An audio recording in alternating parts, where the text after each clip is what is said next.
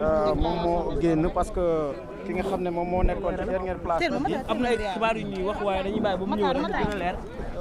maître bi ñu ñëw kon dañuy xaarandi ki nga xam ne moom mooy maître Clédor mu daal di indi ay leeral si li nga xam ne. en attendant ki nga xam ne moom mooy maître Ciré Clédor àddu si dañ leen di wax ni li nga xam ne moom mooy mandataire Aïda Mbodj Aïssata ñu gën ko xam ci tuuru Aïda Mbodj moom moo fi. par rapport ak li nga xam ne moom mooy les valides.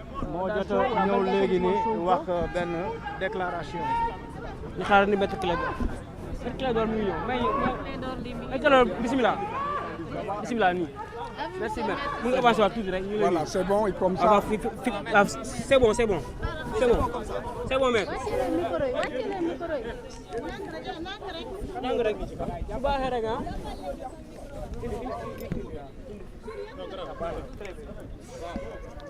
gars yi après ñu noppi nag. waaw.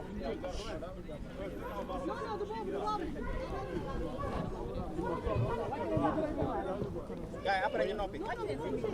wàcce leen tuuti. wàcce tuuti micro. C'est bon hein? C'est bon maître. Bon, vous... Ça y est, je peux commencer? Oui, allez-y. Bon. Voilà. Le Sénégal a décidé de s'engager dans une grande farce électorale. Tout le monde a pu constater que le processus électoral manque non seulement de transparence, mais aussi de probité. Tout est opaque. Aujourd'hui, les candidats ne peuvent même pas savoir s'ils ont le bon fichier électoral.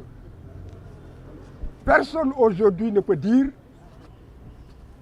quelle est la composante du fichier électoral.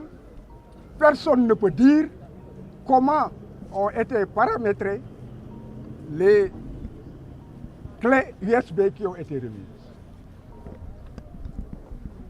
Et ce qui quand même est révoltant, c'est qu'il est prévu par la loi qu'il y a une commission de contrôle des parrainages. En vous référant à la loi, vous verrez que cette commission est composée aussi du représentant du candidat.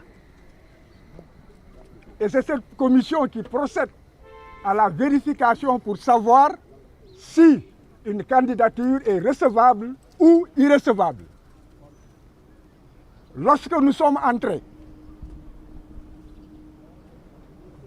le président Badio Camara nous a immédiatement notifié le fait que le dossier était incomplet.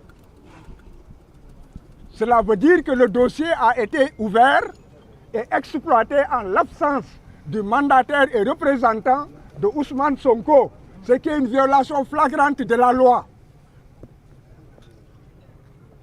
On lui a posé la question de savoir si le dossier est incomplet. Qu'est-ce qui pourrait être incomplet?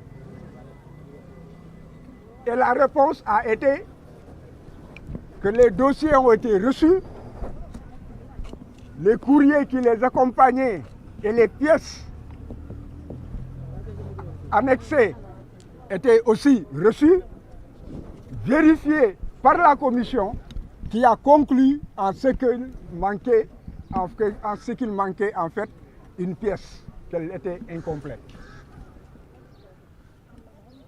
Et après, tout est refusé, que le reste nous sera notifié par écrit en temps opportun. Vous ne m'avez pas écouté. Quand je lui ai posé la question, la réponse a été que tous les courriers et tous les documents qui ont été déposés ont été reçus et exploités par la commission, qui a donc décidé que le dossier était incomplet. Or, cette commission a donc été dans une composition irrégulière parce que la loi prévoit que tout cela, cette vérification, devait se faire en présence du candidat ou du mandataire ou du représentant du mandataire. Donc il est clair que la cascade de violations de la loi ne s'arrête pas et qu'il y a une volonté d'aller vers des élections qui, dès le départ, manquent de transparence et qui, en tout état de cause, ne reflèteront pas la volonté de la nation. Et la communauté nationale et internationale qui m'écoute peut vérifier les dispositions de la loi et elle pourra voir que la commission ne peut pas siéger valablement si, en fait, le représentant du candidat n'est pas, en fait, présent. C'est la raison pour laquelle je pense que l'opinion publique nationale et internationale retiendra que c'est une farce électorale qui a été organisée et qui continue d'être organisée. Qu'est-ce que vous comptez faire?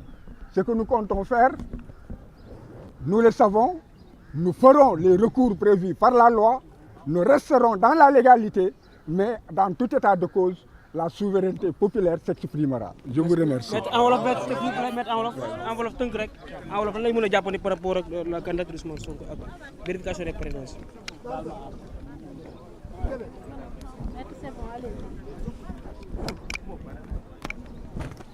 li may wax moom moo di que addina bi seede na ni que maanaam élection yu ñuy wax du ay élection ay farce la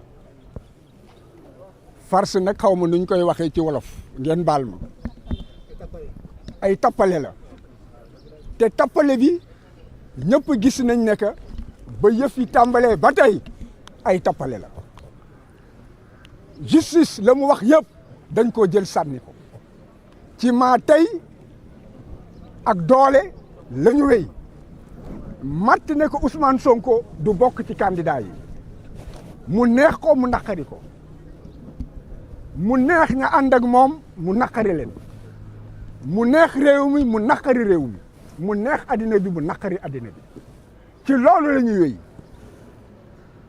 léegi nag ci kaw complot boobu sunu dossier fexe nañu ba dugal ko bañ ko dugal yi da leen bett bañ ko yëgee dañoo déterlu léegi nag tey la ñu waroon xool ndax sunu parrainage jaar na yoon sunu parrainage député la donc day jàll fexe yi moom moo di que ba ñu accès dañ ñu nekk seen dossier motul te récépissé yeeg yëpp yor nañ ko dañ ko teg ci li yoon wax teg ko ci ñoom conseil constitutionnel ci dogal yi ñu génnee nekk bu fekkee ne que lii ak lii am na lii ak lii ak lii lay wéy la nga xam ne loolu lañ ne loolooy wéy loolu yëpp jot nañ ko ba ñu dikkee toog ñu wax ñu tout de suite ne ñu que seen dossier motul ma ne leen sunu dossier motul lan moo tax sunu dossier lan moo motul ci sunu dossier ñu ne ma fekkee seen dossier Ousmane Sonko motul te bu fekkee ne que dinañ leen ko yëgal dinañ leen wax lan moo ci motul ma ne leen yéen membre yi toog dossier complet lañ leen jox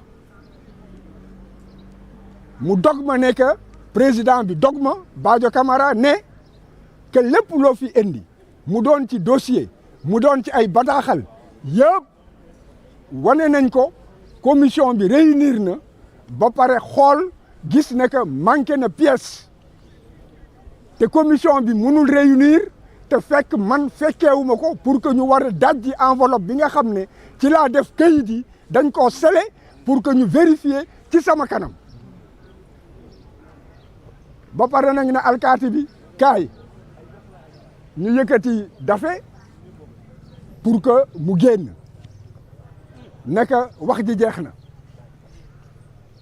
wante ma xam ne que donc wax ji du ci ñoom kaddu yi ci réew mi la war a dem kaddu bi ci communauté internationale bi la war a dem ñu xam ne que lii ñuy def ay caaxaan la lii ñuy def jaarul yoon doole bii ñuy jaay lii lépp en fait jarul que ñuy muur nit ñi puudar ndax wane nañu ñoom la ñu bëgg wane nañu nañu demee clé USB yi ñuy joxe gis nañ ne que ñi nga xam ne que yàgg nañu fii ay lu mot ñaar fukki at fanweeri at ñu ngi ci ay élection ñu ngi seeni nit rejeté nañ ko parce que dañu naan que clé yi kenn liiru ko clé yi kenn amul fii ko kenn mënul waat nekk clé bi ñu la jox fichier bi conseil constitutionnel yor boobu clé moom lañ la jox kenn xamul ndax fii clé yi ñu la jox virusé wuñ ko kenn xamul ndax clé bi ñu jox Boubacar Camara ak clé bi nga xam ne moom la ñu jox Aïda Mbodj que clé yi benn la alors que lépp dafa war a leer mu leer nañ mel ni seetu nit ñi xam la ñuy def xam la ñuy teg seen tànk xam lañ leen laaj ñu mën cee jaar wante ba tey ji dara leerul lépp jéegoog jéego la jéego boo jéegi ñu génnee dara tegaat gàllankoor sa kaw boo fexee ba jàll ko ñu génnewaat beneen daal gàllankoor ay tappale élection la. léegi yéen lan ngeen fas yéene def. nee nañ duñ ko wax alors que la manqué sama dossier amuñu droit ubbi dossier bi te man fekkewuma ko ñu ubbi ko sama kanam. lan ngeen fas yéene def. li ñu war a def moom moo di que foog addina bi xam li xew doole ba ñuy jaay te xam ne que loolu dañ ko fas yéene continuer loolu lu am solo la li ñu war a def moom moo di que ñun ci yoon la ñuy topp ci yoon li nga xam ne moom moo ñuul ci soow mi moom moo di que yoon fa mu ne fa la ñuy jublu pour ñaxtu ñoom kott lañ fay fekkaat